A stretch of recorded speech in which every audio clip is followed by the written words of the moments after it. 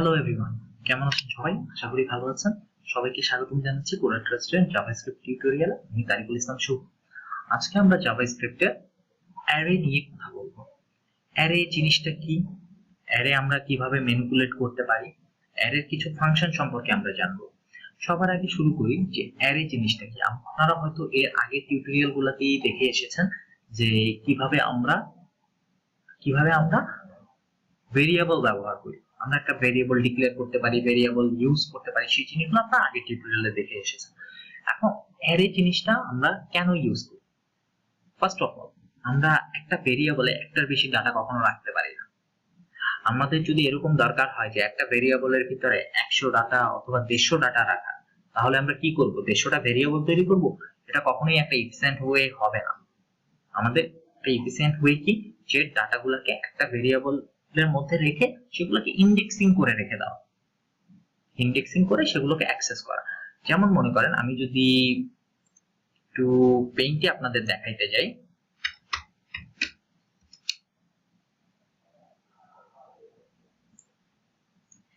মনে করেন আমার 100টা ডাটা আছে, মনে করেন 1 2 3 অথবা মনে করেন 5 10 15 16 18 20 26 এরকম কিছু ডাটা আছে। এখন প্রত্যেকটার জন্য এক একটা ভেরিয়েবল নেওয়া এটা কখনোই ভালো হবে না। সো আমি কি করতে পারি? আমি করতে পারি হচ্ছে একটা ভেরিয়েবলের মধ্যে আমি সবগুলা ডাটাকে রেখে দিব। এখন সেটার জন্য আমি যেটা ডিক্লেয়ার করতে পারি সেটার নামই হচ্ছে গিয়ে অ্যারে। অ্যারেটাকে কিভাবে ডিক্লেয়ার করব? ভেরিয়েবল মানে ভার্ব দিয়ে আমি বুঝাইলাম এটা একটা ভেরিয়েবল। যে ভেরিয়েবলের নাম হচ্ছে এ। যখনই আমি এর মধ্যে থার্ড ব্র্যাকেট দিব, সে বুঝে নিবে এটা একটা অ্যারে।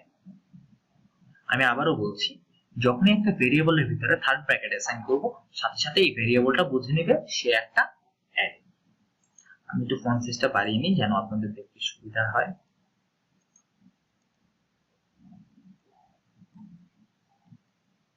আচ্ছা, এখন আমি এই অ্যারে ভেরিয়েবলের মধ্যে অনেকগুলো ডাটা রাখতে পারি, যেমন 10 20 একটা ডাটা, 30 একটা ডাটা, 33 55 77 88 এরকম ভাবে আমি ডাটাগুলোকে রাখতে পারি।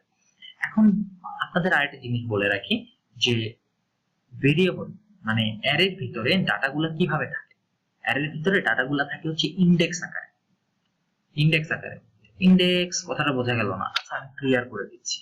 আসলে এখানে আমার ইনডেক্স গুলো এরকম, প্রথম এলিমেন্টটার ইনডেক্স নাম্বার হচ্ছে গিয়ে 0। আচ্ছা আমি একটু প্লেসমেন্টটা ঠিক করে আসি।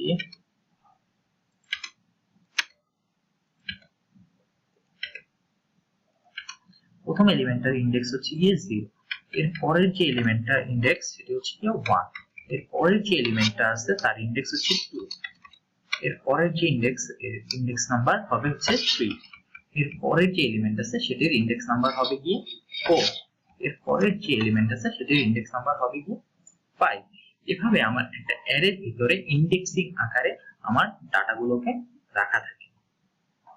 এখন এই ডাটাগুলোকে যদি আমি অ্যাক্সেস করতে চাই, যদি আমি চাই যে আমি এখানে 55 কে অ্যাক্সেস করব, তাহলে আমাকে কিভাবে লিখতে হবে? আমাকে লিখতে হবে এ, তারপর থার্ড ব্র্যাকেট। যদি আমি এটাকে কি করতে চাই, শো করাতে চাই, তাহলে আমাকে কি লিখতে হবে? Document dot right. Document dot right, রাইটের ভিতরে আমার লিখতে হবে, আমি এখন যদি এ ভেরিয়েবলের ভিতরে যে 5 নম্বরের যে ভ্যালুটা আছে সেটিকে দেখতে চাই, তাহলে আমাকে কিভাবে কল করতে হবে? কল করতে হবে এ থার্ড ব্র্যাকেট, আমার 55 এর ইনডেক্স নাম্বার কত? 0 1 2 3। তাহলে আমার এখানে কত লিখতে হবে? এখানে লিখতে হবে 3। তাহলে আমরা কত ভ্যালুটা দেখতে পাবো? আমরা দেখতে পাবো 55। এখন যদি আমরা 77 দেখতে চাই, তাহলে আমার এই থার্ড ব্র্যাকেটের মধ্যে আমার কি লিখতে হবে? এর ভ্যালু লিখতে হবে 4। তাহলে আমি দেখতে পাবো, মানে ইনডেক্স নাম্বারটা সবসময় মনে রাখবেন, একটা অ্যারের ক্ষেত্রে ইনডেক্স নাম্বার শুরু হয় হচ্ছে 0 থেকে, 0 থেকে শুরু হয়। এখন আমরা যদি এই জিনিসটাই, এই কোডটাই আমরা যদি একটু ইয়েতে করে আসি, আমাদের HTML পেজে করা শুরু করি, তাহলে জাভাস্ক্রিপ্ট অ্যারে ওকে, এখন আমরা বডির ভিতরে স্ক্রিপ্ট লেখার সুবিধা কি সেটা আমি এর আগেই বলে এসেছি। ওকে, এখন আমি ভেরিয়েবল একটা অ্যারে ডিক্লেয়ার করি, একটা টেস্ট অ্যারে নামে একটা অ্যারে ডিক্লেয়ার করলাম। অ্যারের ভিতরে আমি ডাটা রাখি।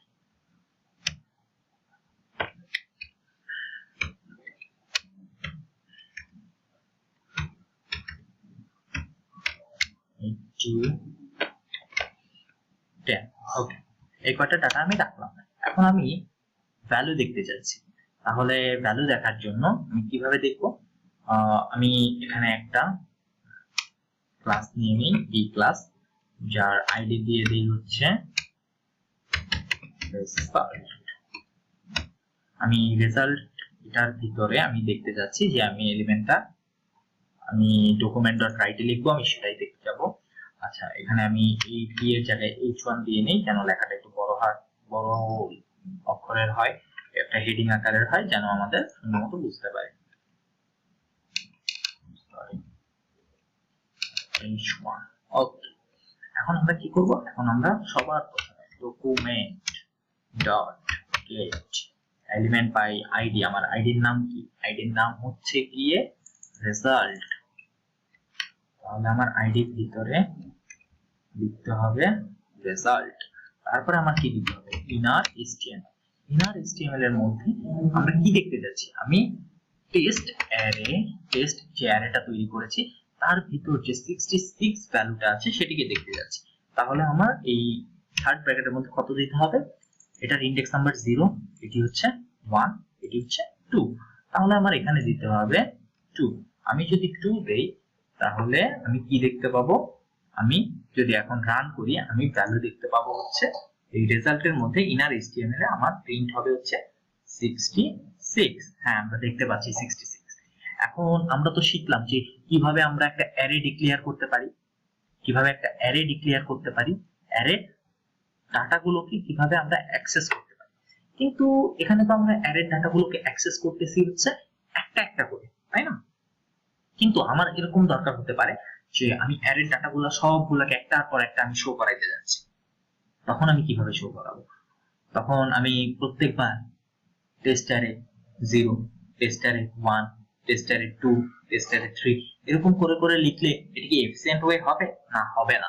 তখন আমাদের ইউজ করতে হবে লুপিং। লুপিং লুপিং এর সুবিধা কি? লুপিং এর সুবিধা হচ্ছে আমরা ইটারেশন ইউজ করে আমরা অ্যারের প্রত্যেকটা এলিমেন্টকে আমরা ডাইনামিক্যালি শো করতে পারি আমাদের ওয়েব পেজে। এখন তাহলে আমরা দেখি যে লুপিং এ আমরা কিভাবে এই জিনিসটাকে শো করতে পারি। এটা বোঝার আগে আমাকে আরেকটা জিনিস বুঝতে হবে যে আমরা অ্যারের একটা বিল্ট ইন ফাংশন আছে যেটির মাধ্যমে আমরা একটা অ্যারের ভিতরে কতগুলা ডাটা আছে সেগুলো আমরা কাউন্ট করে ফেলতে পারি। সেটির নাম হচ্ছে গিয়ে লেন্থ। এখন একটা অ্যারের ভিতরে কতগুলা ডাটা আছে সেটি কাউন্ট করার জন্য আমরা লেন্থটাকে কিভাবে ইউজ করব? আচ্ছা, আমরা এই আমাদের রেজাল্টের ভিতরে এই অ্যারের ভিতরে টেস্ট অ্যারের ভিতরে আমরা জানি না কতগুলো ডাটা আছে, আমরা একটু ফাইন্ড আউট করার চেষ্টা করছি কতগুলো ডাটা আছে। সেটি ফাইন্ড আউট করার জন্য আমরা যদি অ্যারে ডট লেন্থ দেই তাহলে কিন্তু আমাদের এই রেজাল্টের ভিতরে অ্যারের যে ভিতরে কতগুলো ডাটা আছে সেটি আমাদের শো করবে। এখন যদি আমি রিফ্রেশ দিই, দেখুন এখানে 6 দেখা যাচ্ছে। আসুন এভাবে গণনা করে দেখি যে কয়টা আছে। 1টা 2টা 3টা 4টা 5টা 6টা ডাটা আছে। তার মানে সে লেন্থ আমাকে ক্লিয়ারলি দিচ্ছে। কিন্তু আপনারা আরেকটা জিনিস যে এই জিনিসটা আমরা এখন কিভাবে ইউজ করব? এটা আমরা লুপিং এর ক্ষেত্রে আমাদের ইউজ করতে হবে, কারণ আমার তো আপার রেঞ্জ দিয়ে দিতে হবে, তাই না? সো এটা আমাদের লুপিং এর ক্ষেত্রে ইউজ হবে। আর আপনারা যেহেতু ইতিমধ্যে জেনে গেছেন যে অ্যারের ইনডেক্স শুরু হয় 0 যেহেতু 0 থেকে শুরু হয় সেহেতু আমার লেন্থ থেকে আমার আপার লিমিটটা 1 কমে যাবে, মানে 1 কম হবে।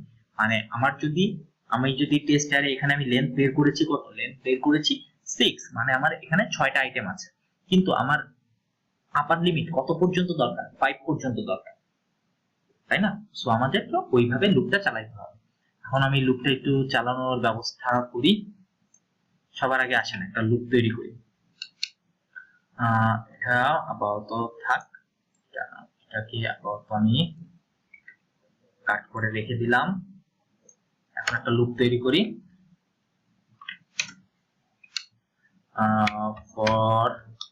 ফর এর ভিতরে আমরা একটা ভেরিয়েবল i সমান সমান 0, একটা ভেরিয়েবল ডিক্লেয়ার করলাম i সমান সমান 0। লুপটা কতক্ষণ চলবে? লুপটা চলবে হচ্ছে টেস্ট অ্যারে লেন্থ যতক্ষণ i এর ভ্যালুর তুলনায় টেস্ট অ্যারের লেন্থটা বড় হবে। যখনই i এর লেন্থটা টেস্ট অ্যারের সমান অথবা ছোট হয়ে যাবে, মানে বড় হয়ে যাবে, i এর ভ্যালুটা টেস্ট অ্যারের লেন্থের তুলনায় বড় অথবা সমান হয়ে যাবে, তখনই সে লুপটাকে কি করবে? ভেঙে দিবে। এখন একটা ইনক্রিমেন্ট দিয়ে দিলাম। এখন যদি আমি কি করব? এখন আমি document dot get element by ID রেজাল্টের ভিতরে ইনার HTML এর মধ্যে এখন আমি প্রত্যেকটা টেস্ট অ্যারে প্রত্যেকটা এলিমেন্টকে আমি শো করাবো। কিভাবে শো করাচ্ছি? আচ্ছা, আমি বুঝিয়ে দিচ্ছি, আপনাদের অনেকেরই কনফিউশন হবে যে এখানে টেস্ট অ্যারের ভিতরে আমি i কেন লিখলাম। এখানে i লেখার পেছনে কারণ হচ্ছে গিয়ে, যখন আমার লুপটা প্রথম ঘুরতেছে তখন টেস্ট অ্যারের ভিতরে যে আইটা আছে তার ভ্যালু কত হবে? 0, তার মানে সে শো করবে 20। দ্বিতীয়বার যখন লুপটা ঘুরবে তখন i এর ভ্যালু কত হবে? i এর ভ্যালু হবে 1, তখন টেস্ট অ্যারে কত ভ্যালুটা শো করবে? 30। এর পরের বার যখন লুপটা ঘুরবে তখন i এর ভ্যালু হবে 2, তখন শো করবে হচ্ছে 66। আর যখন 3 হবে তখন 77, 4 হইলে 80, আর 4 5 হইলে কি শো করবে? 10 শো করবে। এইভাবে আমার প্রত্যেকটা ভ্যালু চলে আসার কথা। আসুন এবার রিলোড দিয়ে দেখি আসলে আমাদের আসে কিনা। দেখবো যে আসবে না, আমাদের শুধুমাত্র লাস্ট ভ্যালুটা শো করতেছে। তার কারণ হচ্ছে গিয়ে, আপনারা এর আগের টিউটোরিয়ালে এটি আমি দেখিয়েছি অলরেডি, আমাদের কনক্যাট করতে পারছে না, মানে আমাদের যে ইনার HTML মানে রেজাল্টের ভিতরে আমার প্রত্যেকবারের যে ডাটাগুলো সেগুলো কি হচ্ছে? রিপ্লেস হয়ে যাচ্ছে। এই ডাটাগুলোকে আমি যদি রাখতে চাই তাহলে আমাকে কি দিতে হবে? এখানে প্লাস। তাহলে কি হবে? ডাটাগুলো কনক্যাট অবস্থায় থাকবে, মানে একটার পর একটা ডাটাগুলো যোগ হইতে থাকবে এবং আমি আমার রিকোয়ার্ড আউটপুটটা পাবো। এখন যদি রিফ্রেশ করি, দেখেন আমি কিন্তু পেয়ে যাচ্ছি 20, 30, 66, 77, 80, তারপর হচ্ছে 10। এখন এই জিনিসগুলোতে কোনো স্পেস নাই, স্পেস থাকলে জিনিসটা একটু সুন্দর হতো। তাহলে আমি একটা এখানে কি কনক্যাটেনেশন হচ্ছে প্লাস দিয়ে একটা স্পেস দিই। এখন যদি আমি রিফ্রেশ দিই, এই যে আপনারা দেখতে পাচ্ছেন আমরা প্রত্যেকটা অ্যারের যে ভ্যালুগুলো আছে সবগুলোকেই আমরা কি করতে পারছি? দেখতে পাচ্ছি। এভাবেই আমরা অ্যারের প্রত্যেকটা ভ্যালুকে আমরা এভাবে অ্যাক্সেস করতে পারি। আমাদের এরপরের যে টপিকটা আছে সেটি হচ্ছে গিয়ে অ্যারের যে ফাংশন গুলো আছে, সেই ফাংশন গুলো, অ্যারের যে ইম্পর্টেন্ট যে ফাংশন গুলো আছে, যেমন push, pop, shift, unshift, slice, splice আর কি সর্ট। আচ্ছা, পুশ ফাংশনের মাধ্যমে কি করে? পুশ ফাংশনের মাধ্যমে আমি যদি একটা অ্যারে তৈরি করি, ওই অ্যারের ভিতরে নতুন কোন এলিমেন্ট যদি আমি অ্যাড করতে চাই, তাহলে আমাকে যে ফাংশনটা ইউজ করতে হবে সেটির নাম হচ্ছে পুশ ফাংশনটা আমরা কিভাবে ইউজ করব? পুশ ফাংশনটা ইউজ করার জন্য আমি এখানে আমার অ্যারে আছে এবং অ্যারেতে যদি আমি নতুন কোনো আইটেম যদি পুশ করি, মানে নতুন কোনো আইটেম যদি যোগ করি, তাহলে সে কোথায় যোগ করবে? সে যোগ করবে সবসময় পেছনে, মানে পরে একটা আইটেমের একদম শেষে সে নতুন আইটেমটা যোগ করবে। আসুন এবার তাহলে আমরা একটা নতুন আইটেম যোগ করে দেখি যে টেস্ট অ্যারে ডট কি হবে? পুশ। আমরা পুশ করতে চাচ্ছি কত? 40। ওকে, আমরা 40 পুশ করতে যাচ্ছি। এখন আমার লুপ তো ঠিকই থাকবে, কারণ অ্যারের লেন্থ যা হবে সে সব কি করবে? সব শো করবে। কারণ এখন যদি আমি একটা অ্যারের ভিতরে, টেস্ট অ্যারের ভিতরে একটা নতুন এলিমেন্ট যদি পুশ করি, পুশ করার পর যদি আমি অ্যারে লেন্থ যদি যাচাই করি, তাহলে দেখব যে সে নতুন যে এলিমেন্টটা পুশ করেছে সেটি সহ তার লেন্থটা দেখাবে।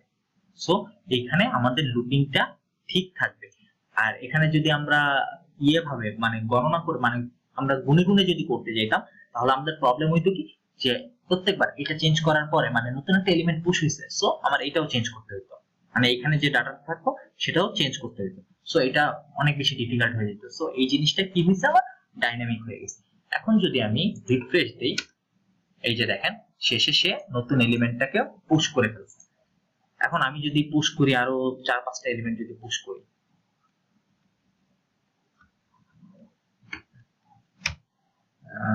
60 90, ওকে, এগুলোকে আমি পুশ করলাম। এগুলোকে পুশ করে যদি আমি আবার হিট করি, এই যে দেখেন প্রত্যেকটা এলিমেন্ট সে কি করতেছে, 10 এর পরে ফার্স্ট প্রথমে সে পুশ করতেছে 40, তারপরে পুশ করতেছে সে কত 60, তারপরে পুশ করতেছে সে 90। এখন যদি চাই যে আমরা তো পুশ করা দেখলাম, এখন আসি যে অ্যারের আরেকটা ফাংশন পপ।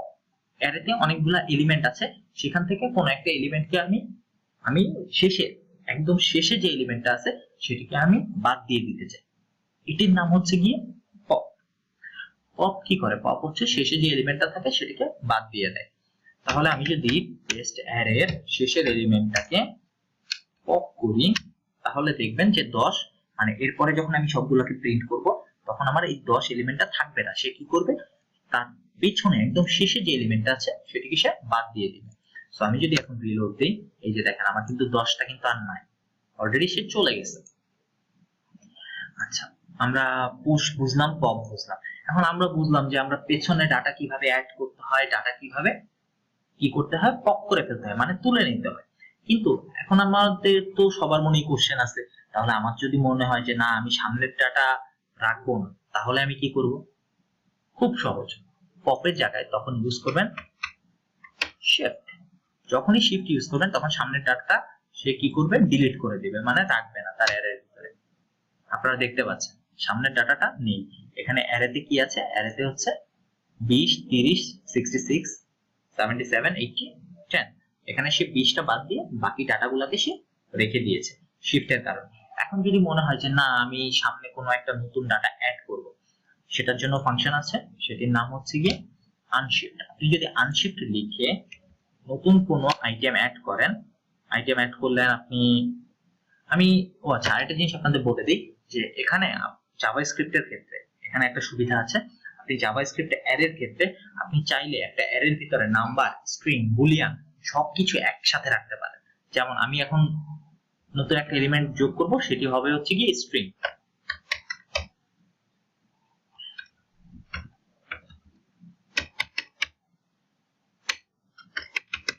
টেস্ট ডাটা নামে আমি একটা স্ট্রিং কি করলাম, অ্যাড করলাম। এখন যদি আমি দেখি, এই যে আপনারা দেখতে পাচ্ছেন টেস্ট ডাটা সবার আগে যোগ হয়েছে, তারপরে কি হয়েছে 20 30 66 77 80 10। ওকে, তার মানে আমরা বুঝে গেলাম যে কিভাবে একটা অ্যারে থেকে কোনো ডাটা আমি অ্যাড করতে পারি, রিমুভ করতে পারি, মানে পেছন থেকে সামনে থেকে। এখন আমার যদি মনে হয় যে আমার একটা অ্যারে আছে, সেই অ্যারেটাকে আমি মডিফাই করে নতুন একটা অ্যারে তৈরি করব, মানে আমার এরকম একটা অ্যারে আছে, সেই অ্যারেকে আমরা কি করব, মডিফাই করব, মানে ভাগ করব, ভাগ করে আমি নতুন একটা অ্যারে তৈরি করব। সেটি তৈরি করার জন্য যে ফাংশনটা আছে তার নাম হচ্ছে স্লাইস। আমি var নতুন একটা অ্যারে তৈরি করলাম, var নামে নতুন একটা অ্যারে তৈরি করি, যে নাম দেই নিউ অ্যারে নামে নতুন একটা অ্যারে আমি তৈরি করলাম। এখন আমি টেস্ট অ্যারে থেকে কিছু আইটেম নিয়ে নতুন একটা অ্যারে তৈরি করতে যাচ্ছি, স্লাইস। স্লাইস দিয়ে আমরা কি করব, আমরা অ্যারেটাকে স্লাইস করব, মানে ভাগ করব। এখন প্রথমে আমরা দিব যে কোনখান থেকে আমরা ভাগটা শুরু করতে চাই। আমরা 30 যে এলিমেন্টটা আছে সেখান থেকে ভাগটা শুরু করতে চাই। কত এর আগ পর্যন্ত আমরা ভাগটা করতে চাই? আমরা ভাগ করতে চাই 80 এর আগ পর্যন্ত, মানে আমার 30 থেকে 66 পর্যন্ত ডাটাটা দেখাবে। তাহলে আমার কিভাবে করতে হবে? প্রথমে হচ্ছে এক হচ্ছে কি, এক হচ্ছে 0 1, এই 30 এর ইন্ডেক্স নম্বর, প্রথম ইন্ডেক্স নম্বর হচ্ছে কোথা থেকে আমার অ্যারেটাকে স্লাইস করা। স্লাইস করা মানে কি, কাটা, কাটা শুরু হবে। এবং সে কোথায় গিয়ে কাটা শেষ করবে? সে 80-র এখানে এসে, মানে 80-র আগ পর্যন্ত সে কাটবে। তাহলে আমার আপার লিমিট কি হবে? আপার লিমিট হবে 0 1 2 3 4। তার মানে সে 4 এর আগ পর্যন্ত সে ডাটাগুলোকে কাটবে, কেটে সে এর ভিতরে রাখবে। তাহলে এই রেঞ্জের ভিতরে আবার ডাটা থাকবে কি কি? থাকবে হচ্ছে গিয়ে 30 66 আর কি 77। মনে রাখবেন পরের যে আপার লিমিটটা সেটি হবে কি তার আগ পর্যন্ত, তার আগ পর্যন্ত অ্যারের ডাটাগুলোকে সে কেটে রাখবে। মানে 1 নম্বর 2 নম্বর 3 নম্বর ডাটাটা কাটবে, ঠিক 4 নম্বরের আগ পর্যন্ত সে ডাটা কাটবে। ওকে, এখন যদি আমি এটাকে সেভ দিয়ে যদি একটু আচ্ছা এখানে তো আমার প্রিন্ট করিয়েছে আমি টেস্ট অ্যারে প্রিন্ট করালে আমি টেস্ট অ্যারের আনসারটাই পাবো, আমি কিন্তু নিউ অ্যারের আনসার পাবো না। তো আমি এখানে দিয়ে দিলাম নিউ অ্যারে ডট লেন্থ, তাহলে আমি কি পাবো, আর এখানে আমার কি হবে টেস্ট অ্যারের জায়গায় নিউ অ্যারে, তাহলে সে নিউ অ্যারের ডাটাগুলো আমার সামনে ভিজিবল করবে। এখন যদি আমি রিফ্রেশ দিই, এই যে দেখেন 30 66 77, এইভাবে আমরা অ্যারেতে কোনো ডাটাকে আমরা কি করতে পারি, স্লাইস করতে পারি। এখন যদি মনে হয় যে কোনো ডাটার ইন্ডেক্স মানে একটা ডাটার ভ্যালু আপনি জানেন বাট ইন্ডেক্স নাম্বার কত আপনি জানেন, ইন্ডেক্স নাম্বারটা আপনার দরকার, তখন আপনি কিভাবে বের করবেন? তখন আপনার বের করতে হবে, আমি এই কোডগুলোকে কমেন্টিং করে দিচ্ছি। কমেন্ট করা হচ্ছে এখানে আপনাদের আমি এর আগের ক্লাসে দেখিয়েছি, ডাবল মানে দুইটা ব্যাকস্ল্যাশ দিয়ে আমরা কমেন্ট করতে পারি। ওকে, এখন আমি দেখতে যাচ্ছি যে 30 মানে 80 যে ডাটাটা আছে তার ইন্ডেক্স নাম্বার কত। ইন্ডেক্স নাম্বার দেখার জন্য আমার অ্যারের নেম দিতে হবে, ইন্ডেক্স অফ দিয়ে যদি আমি অ্যারের যে ডাটাটা আছে আমি কত 80 ডাটার আমি ইন্ডেক্স নম্বরটা দেখতে চাচ্ছি, এটাকে যদি আমি কিভাবে কোথায় করলে ভালো হয়, আমি এখান থেকে এটা নিয়ে নেই, তাহলে আমি এই রেজাল্টের ভিতরেই আমি ডাটাটা দেখতে পাবো। ইন্ডেক্স নাম্বারটা শো করবে হচ্ছে আমার কিসের ভিতরে, এই রেজাল্ট H1 এর মধ্যে। এখন যদি আমি একটু হিট করি, এন্টার হিট করি, দেখেন 4, তার মানে আমার 80 যে ডাটাটা আছে তার ইন্ডেক্স নাম্বার 4। আসেন দেখি 4 কিনা, 0 1 2 3 4। তো এইভাবে আমরা অ্যারের বিভিন্ন ফাংশন, যে ইম্পর্টেন্ট ফাংশন গুলো আছে, এভাবে আমরা অ্যারের ফাংশন গুলোকে ম্যানিপুলেট করতে পারি, অ্যারেকে ম্যানিপুলেট করতে পারি। আশা করি আপনাদের অ্যারের ধারণাটা ক্লিয়ার হয়েছে, আর আপনারা ভালো মতো অ্যারের যে আরো ফাংশন গুলো আছে সেগুলো সম্পর্কে স্টাডি করবেন, আপনারা তাহলে অনেক ভালো অ্যারে সম্পর্কে শিখতে পারবেন। আর এখানে হচ্ছে লাইব্রেরি ফাংশনের ইউজটাই অনেক বেশি। আর আরেকটা জিনিস আপনাদেরকে শেষ করার আগে আমি দেখাতে চাচ্ছি, যে মনে করেন আপনি একটা অ্যারে, এই টেস্টারের ভিতরে আপনি অনেকগুলো ডাটা রেখেছেন, মনে করেন এ, অথবা আপনি র্যান্ডমলি ডাটা রেখেছেন যে ডি কে, স্ট্রিং যেহেতু তাহলে হবে কোটেশনের মধ্যে কে ডি